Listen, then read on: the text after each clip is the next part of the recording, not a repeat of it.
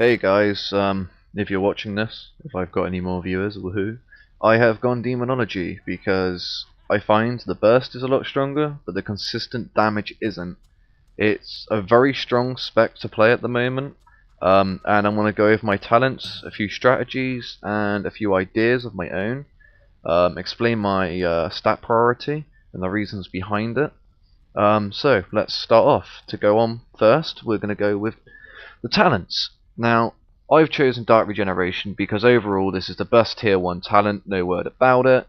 Obviously 30% health over 12 seconds. It also increases all other healing by 25%, which you can also glyph with Glyph of Healthstone for 40% of your health over 10 seconds.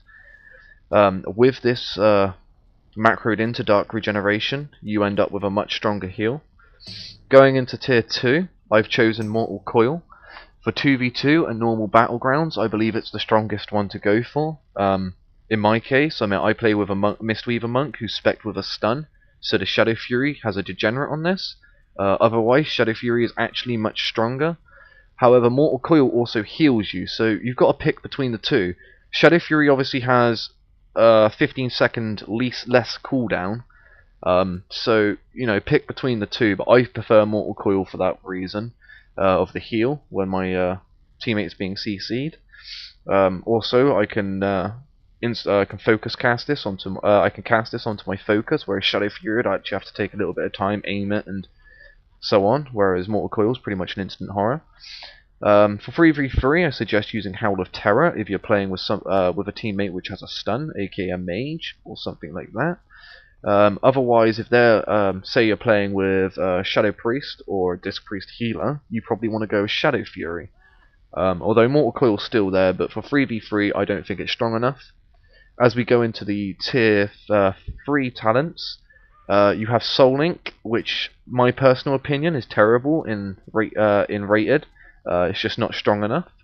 Sacrificial Pact has had a huge nerf due to battle fatigue, now affecting absorption effect shields, which means now it's been cut in half. If you're in combat, you look at your shield, it's pointless, it's absolutely crap.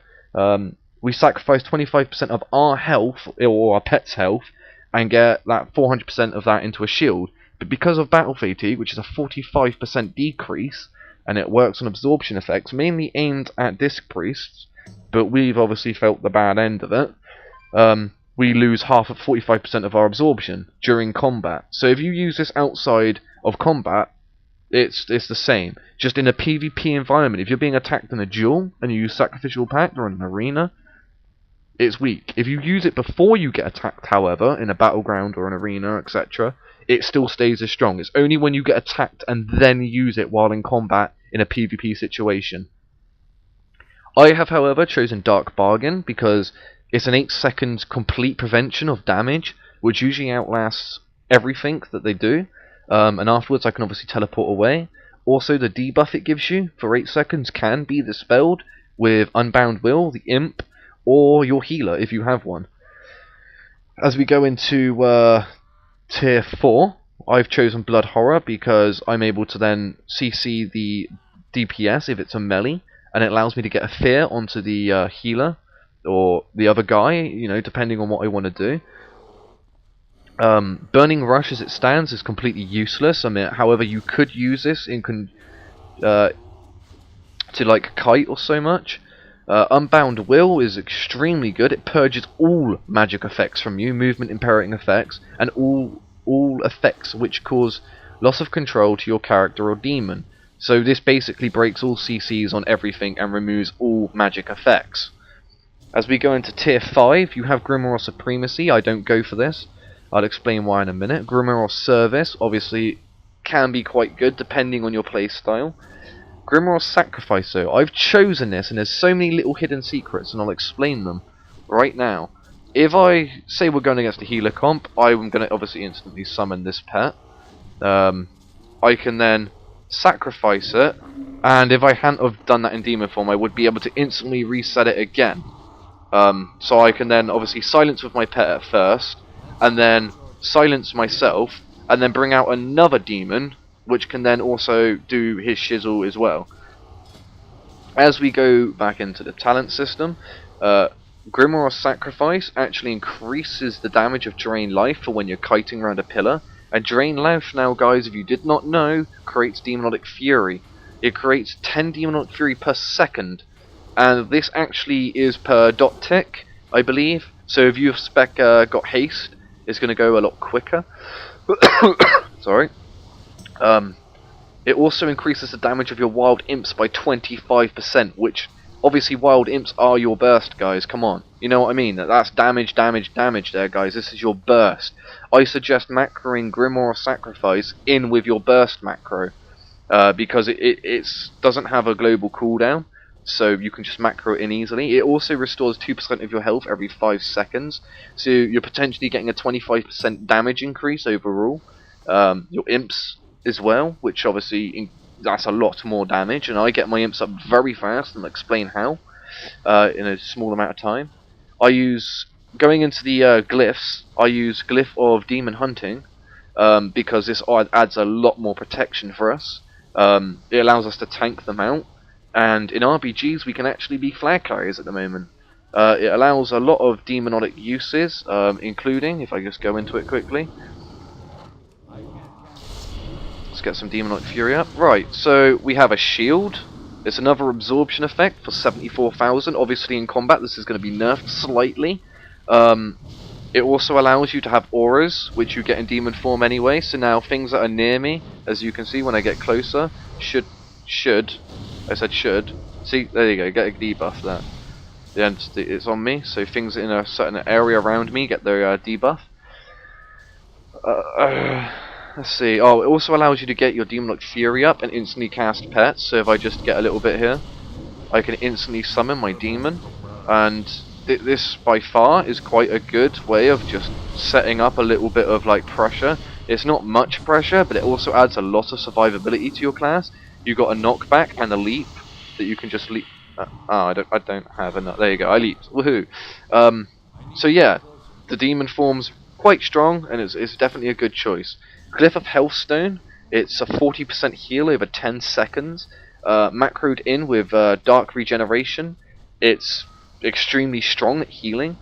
I believe I've already covered that. I use Glyph of Imp Swarm for the 5 imps, so obviously you need that, because that's a lot of damage coming from them imps. I mean, I can sometimes just put my imps on a target at low MMR, and just go after the healer, fearing them, and funny enough, they just drop.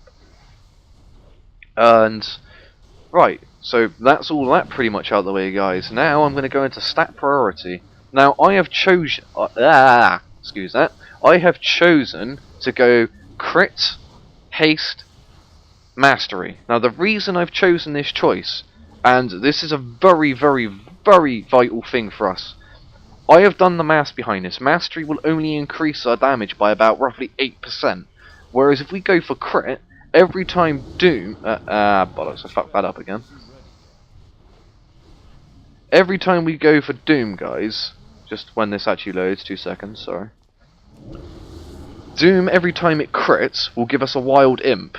Every time it crits. So if I put Doom on the target, let's say there's 2... Okay, I don't have enough frickin' Demonic Fury.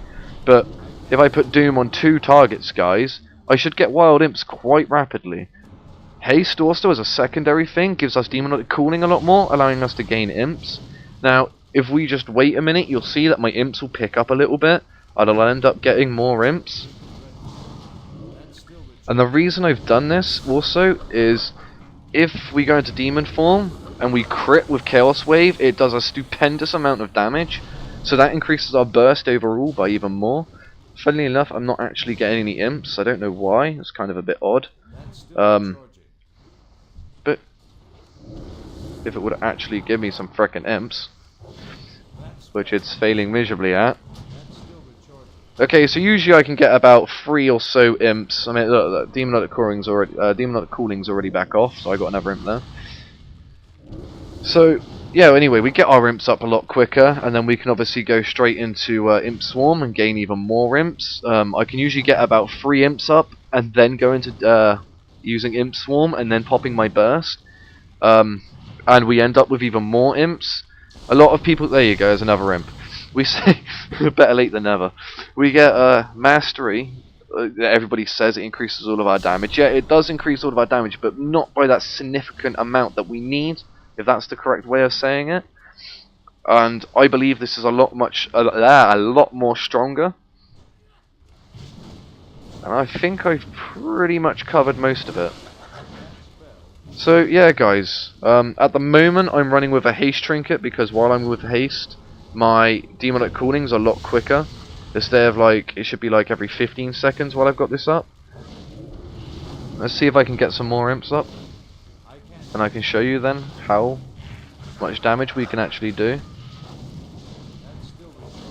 I don't think it's actually going to do it, guys, but as you can see I've got 2 imps at once. Oh, no, here we go. Oh, and it went. The bloody imp went. Okay, so it's not going my way, guys, but either way, look, I've got 2 more imps up. Okay, and then I can obviously do that, go into this form, stop both targets up, see if I can get some more imps. And when I'm bursting, 186k crit, that's what I like to see. My imps will just pound the target, doing a ton of damage. Your crit also increases your imp's damage, guys. This allows your imp, look how much they're critting. Look, another imp's just spawned. That's 1, 2, 3, 4, 5, 6, 7 imps at the moment, guys. That's only another 2 imps again, but hey. So, yeah, that's why I've chosen my choices, guys. I don't know if I explained Kill Jaden's Cunning. I actually don't remember. I believe it's... yeah, I'm going to go over this again anyway, quickly. Kill Jaden's Cunning, the reason I've chosen this, guys, is because you can move and cast Fear. The other reason is Archimen's Vengeance is absolutely shite. I don't care what anybody says. I hate it. Manoros Fury, it can break your teammate CCs, or your own CCs, because the area of effect is too high. Just to give you guys an idea of that, I'm going to quickly swap into it, and I'm going to fear one target, and then I'm going to go for, say, this ends target over here. Okay, that was completely out of range of it. Let's go for this target. There you go, it broke it. So if they're close enough together, guys, it will break it. I mean, I do like the whole idea of, obviously, you can do an area attack that pretty much covers the map to get some people out of stealth. You guess you could stand still and cast Fear. It might be a good idea. But I like to be able to cast, kite them, and pretty much get my imps up that way. So, that's all for now, guys, and thank you for watching. Hope you enjoyed the video, and I hope it was helpful. Thank you very much.